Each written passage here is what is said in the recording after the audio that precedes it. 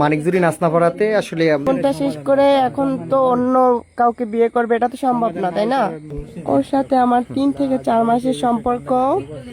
ও আমাকে অনেক আশা দিছে, অনেক জায়গায় ঘুরতে নিয়ে গেছে। তারপরে মনে করেন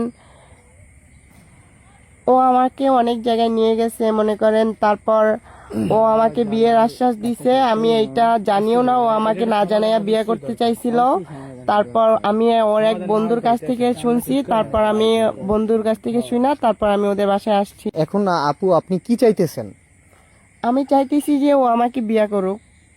ও আচ্ছা, এখন তো দেখেন বিয়ে করা সম্ভব না, যেহেতু ওর ও বিয়ে করে ফেলছে, এখন তো আর সম্ভব না। এখন যারা মুরব্বীরা আছে এদের বইসা আমরা একটা সমাধান করে দিতে পারি।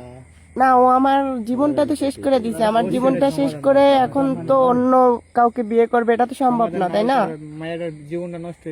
ভাইয়া এখানে যে আসছেন আসলে আপনারা কিসের জন্য আসছেন? আর এই যে আপনার সাথে যে মেয়েটা আছে এ আপনার কি হয়, আর এখানে কি উদ্দেশ্যে আপনারা আসছেন?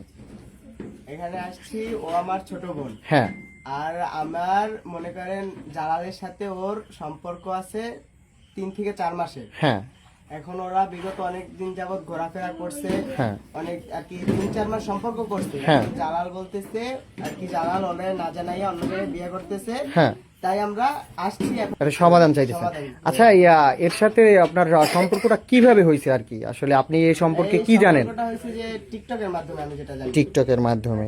ও আচ্ছা, এখন আপনাদের দাবি হয়েছে যে আসলে এই ছেলে বিয়ে করছে, এখন আসলে আপনাদের কি প্রমাণ আছে যে আসলে যে এর সাথে সম্পর্ক, আপনি যে বললেন 3 মাসের সম্পর্ক, আদৌ আসলে এর সাথে যে সম্পর্ক আছে আপনারা এই সম্পর্কের মূল কোনো থিম আছে কিনা আপনাদের, বা কোনো প্রুফ আছে কিনা? হ্যাঁ, সবই আছে। ও আচ্ছা,